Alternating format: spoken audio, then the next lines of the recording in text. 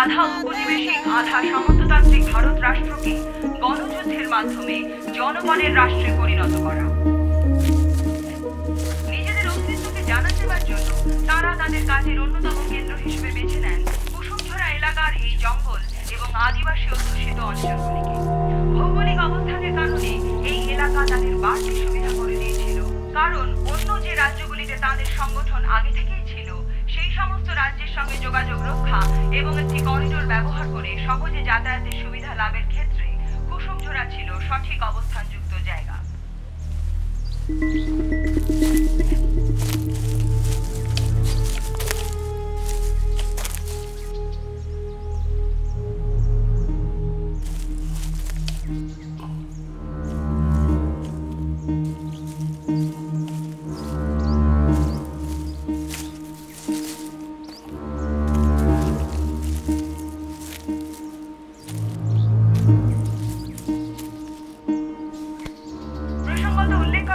যে 2010 সালের 28শে মে রাতে ভদ্রেশ্বরী এক্সপ্রেসে যে দুর্ঘটনা ঘটেছিল তার পিছনেও এই ধরনের নাশকতামূলক কাজে প্রশিক্ষণপ্রাপ্ত কোনো গোষ্ঠীর সক্রিয়তার কথা উঠেছিল।